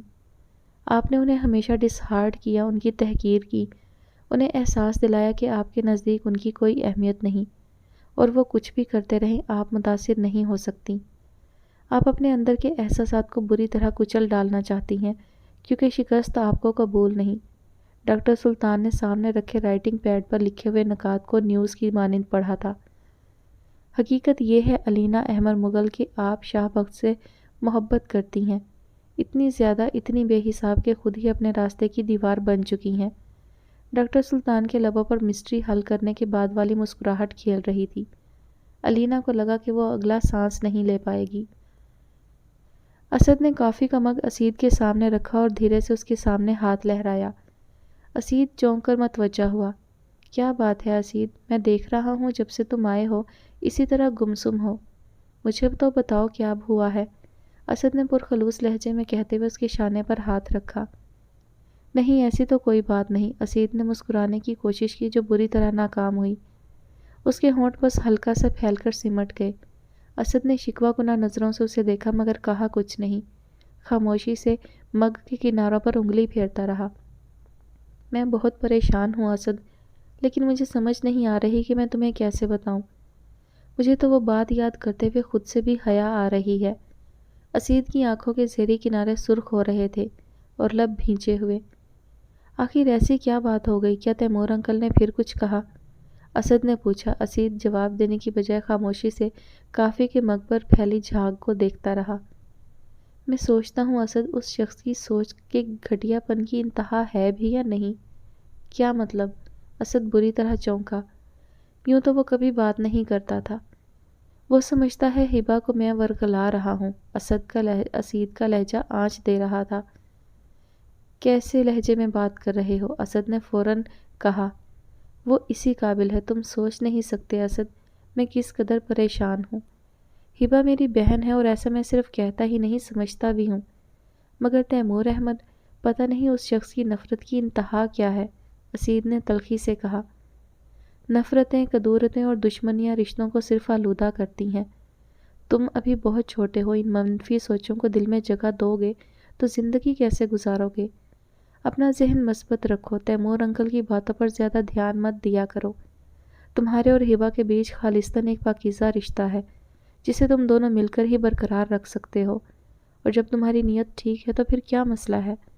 ویسے بھی خدا دلوں کے حال جانتا ہے، تم اسے سچے دل سے اپنی بہن مانتے ہو، اس رشتے کے تقاضے سمجھتے ہو تو بس ٹھیک ہے، تمہارے لیے یہی کافی ہونا چاہیے۔ اسد کے لفظ سے اس کے لیے محبت پھوٹ رہی تھی۔ انداز اتنا پیارا اور نصیحت آمیز تھا کہ اسید کے دل پر نقش ہو گیا۔ تم ٹھیک کہتے ہو اسد، مگر مجھے ہبا کی فکر ہے۔ وہ اتنی معصوم ہے، اتنی پیاری ہے کہ میں قطعاً اس پر کوئی غلط الزام برداشت نہیں کر سکتا۔ تم سوچ نہیں سکتے اس کی بول چال، اس کی عادتیں کتنی پیاری ہیں۔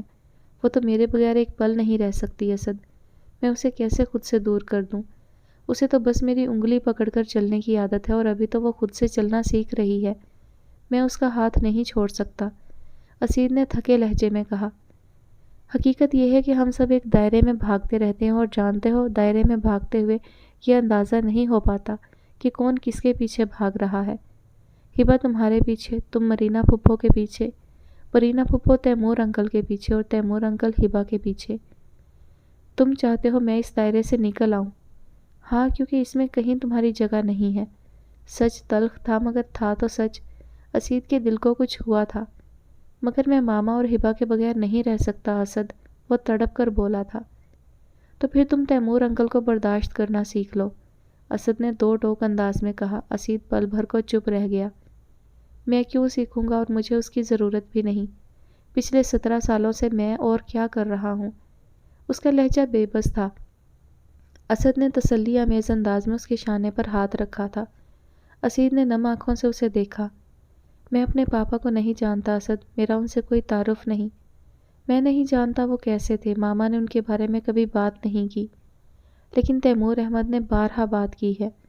انہوں نے مجھے بتایا کہ میرا باپ کتنا غلط انسان تھا۔ اسید نے ضبط کی شدت سے یوں ہونٹ کاٹا کہ خون چھلک اٹھا۔ انہوں نے بارہا مجھے گالیاں دی۔ اسد، بہت بار تو میرا دل چاہتا ہے کہ میں اس گھر کو چھوڑ دوں، مگر میں اس خواہش پر عمل نہیں کر پاتا کیونکہ اس گھر میں ماما ہے، ہبا ہے۔ پتہ ہے ماما کہتی ہیں اسید، جن کے باپ مر جاتے ہیں وہ ہمیشہ کے لیے یتیم ہو جاتے ہیں۔ میں جانتا ہوں مجھے ساری زندگی اس کمی کے ساتھ سمجھوتا کرنا ہے، اس رشتے کے بغیر رہنا ہے، میں جانتا ہوں میں یتیم ہوں اور مجھے اس چیز کو فیس کرنا ہے۔ میں جانتا ہوں۔ وہ کرب سے کہہ رہا تھا اور آنسو قطار در قطار اس کے گالوں پر بہتے ہوئے اس کے ٹیبل پر رکھے ہاتھوں پر گر رہے تھے۔ جب میری ماما کے دل میں اتنی وسعت تھی کہ وہ حبیبہ کو حقیقی بیٹی کی طرح اپنا لیں، تو تیمور احمد میں کیوں نہیں تھی مجھے اپنانے کی؟ کیوں؟ اسد نے آہستگی سے اس کے گال پہنچے اور اسے خود میں بھینچ لیا۔ بس کرو اسید، خدارا بس کرو، میرے دل کو کچھ ہو رہا ہے۔ اسید کسی بچے کی مانند اس سے لپٹ گیا۔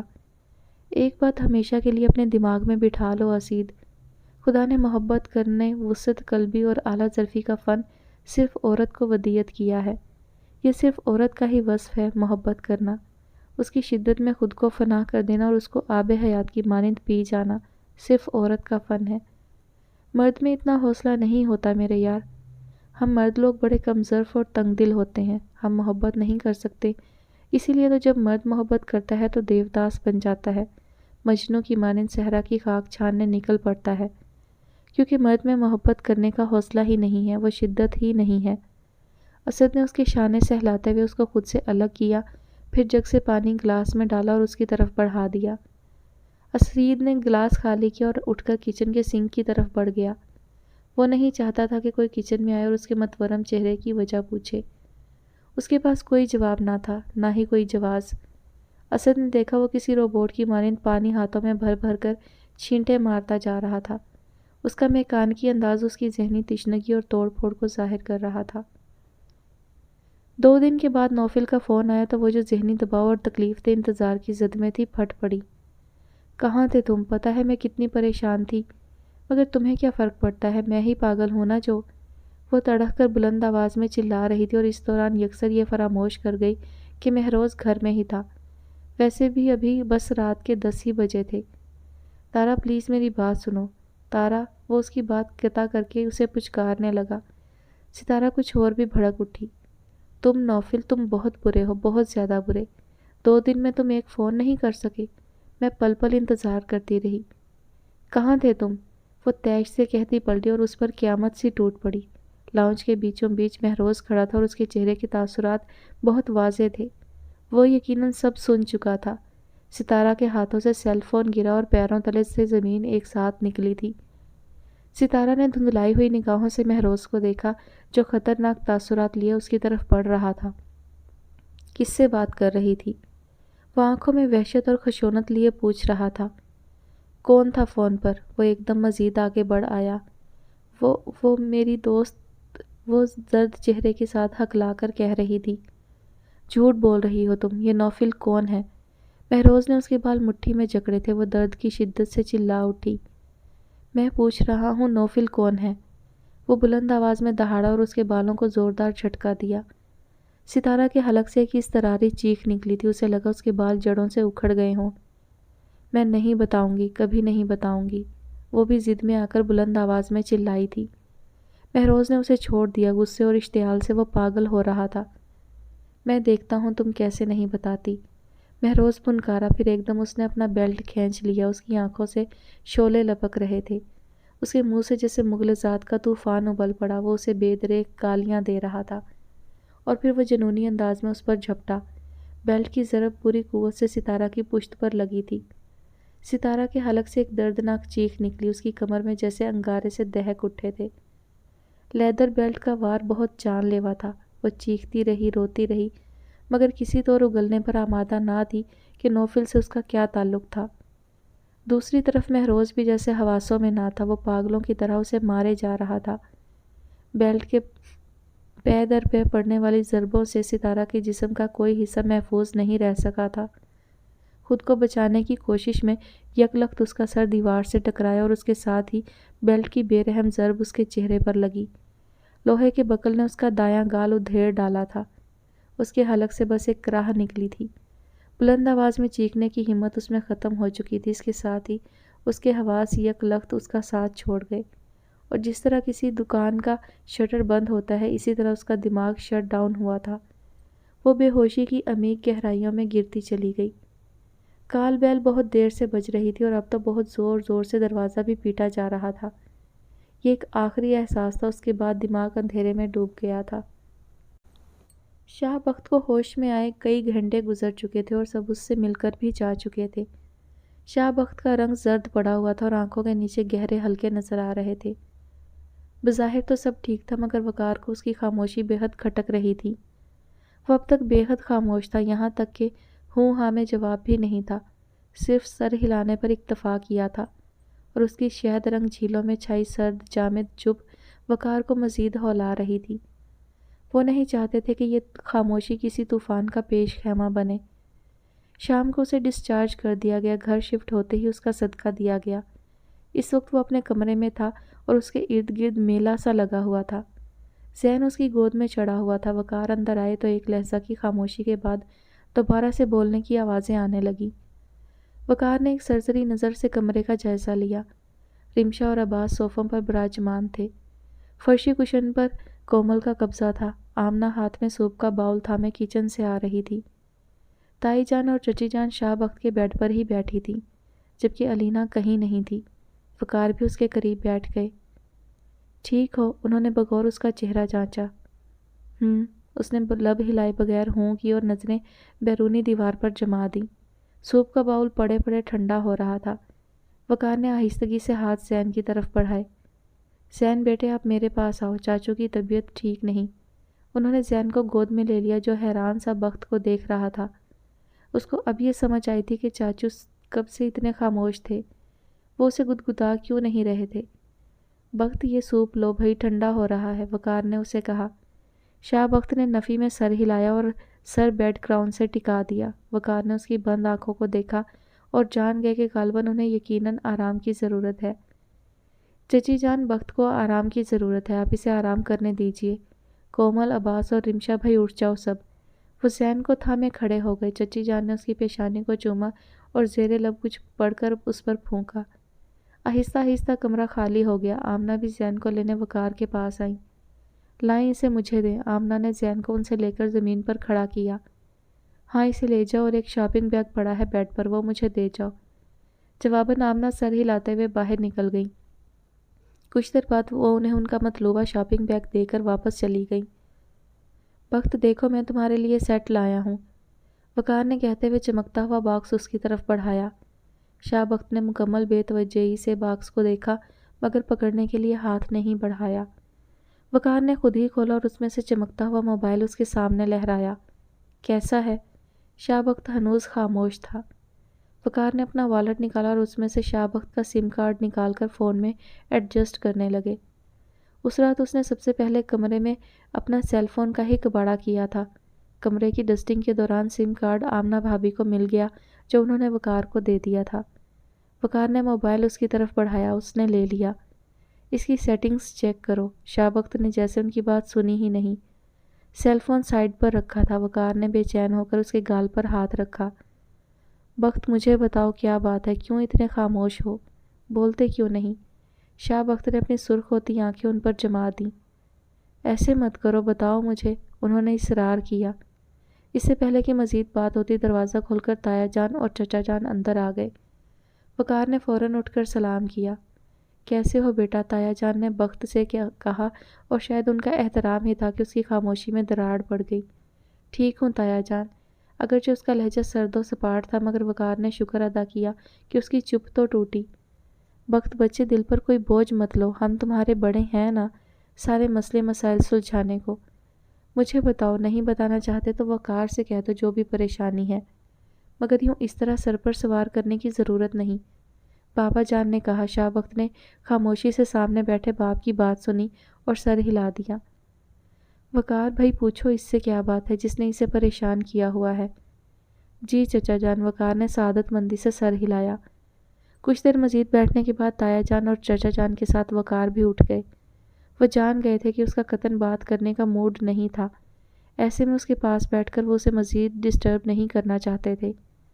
کچن سے گزرتے ہوئے انہوں نے سبین سے کہا کہ وہ بخت کے کمرے میں لائٹ سی چائے بھیج دیں اور کوئی اسے ڈسٹرب نہ کرے۔ کونے کی میز پر وہ دونوں آمنے سامنے براجمان تھے۔ میز کی وسط میں مشروب کے 2 گلاس پڑے تھے، ننھی ننھی چھتریوں کے سایوں تلے پڑے خوش ذائقہ مشروب۔ اسید نے ایک سپ لیا اور نظر جما کر اسے دیکھا۔ تم بہت ضدی ہو، اس نے جتاتے ہوئے لہجے میں کہا۔ ہبا کی کھنکھناتی ہوئی ہنسی گونج اٹھی۔ مجھے پتہ ہے، ہبا نے فخر سے تسلیم کیا۔ کالج میں گزرا پہلا بے انتہا خوبصورت دن وہ صرف اسید کے ساتھ سیلیبریٹ کرنا چاہتی تھی۔ اگرچہ وہ بہت مصروف تھا، اسے بہت ضروری نوٹس تیار کرنے تھے، مگر وہ بھی ہبا تھی، زبردستی اسے اٹھا لائی۔ وہ بڑی محویت سے ہال کے ستونوں پر خوبصورتی سے کیا گیا آرائشی کام دیکھنے میں مگن تھا۔ ہبا خاصی دیر سے اسے واچ کر رہی تھی۔ مجھے پتا ہوتا کہ تمہیں ان پلرز کا پینٹ اتنا پسند آئے گا تو میں پاپا سے کہہ کر پورچ کے پلرز پر کروا لیتی، وہ بے حد جل کر بولی تھی۔ ارے اسید ہنس پڑا، اتنی جیلسی؟ تو اور کیا، پچھلے 13 منٹ سے تم ان پلرز کو فوکس کیے ہوئے ہو، وہ اور بھی جھنجھلا کر بولی۔ ہبا میں بہت دنوں سے ایک بات سوچ رہا ہوں، وہ سنجیدگی سے کہہ رہا تھا۔ ہبا نے قدرے چونک کر اسے دیکھا۔